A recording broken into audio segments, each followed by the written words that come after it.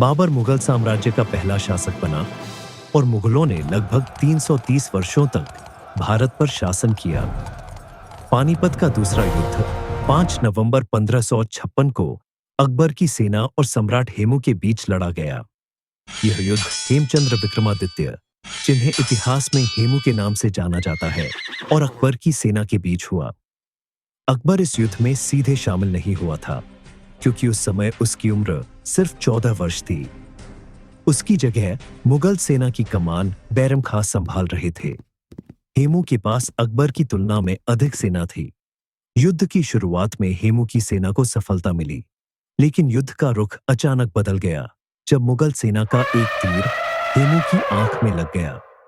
इस दुर्भाग्यपूर्ण घटना के बाद हेमू की सेना कमजोर पड़ गई और हेमू को बंदी बना लिया गया।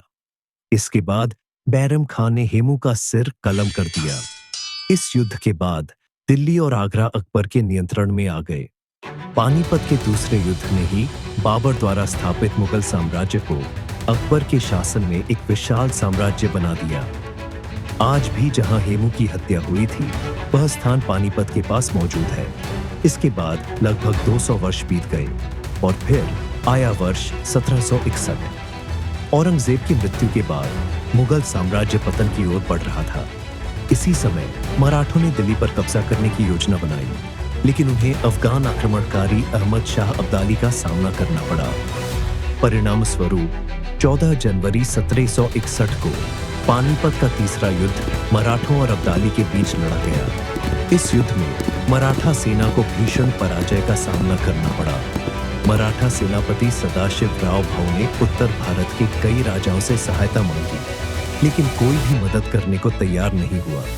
दूसरी ओर अब्दाली को अवध के नवाब शुजा-उद-दौला का समर्थन मिल गया। इतिहासकारों के अनुसार मराठों ने राजपूतों के आंतरिक मामलों में अनावश्यक हस्तक्षेप किया था, इसलिए कोई भी राजपूत शासक उनकी सहायता के लिए आगे नहीं आया।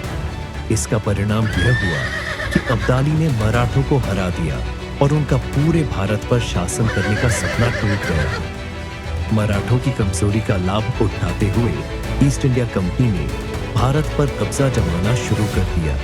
यहीं से ब्रिटिश शासन की शुरुआत हुई और अगले 100 वर्षों में भारत अंग्रेजों की गुलामी में चला गया। इतिहास ने कई बार यह साबित किया है कि भारतीय राजाओं के आपसी संघर्षों के कारण विदेशी आक्रमणकारी भारत पर सफलतापूर्वक हमला कर पाए। यदि आपको यह वीडियो पसंद आए तो कमेंट में अपने विचार जरूर लिखिए।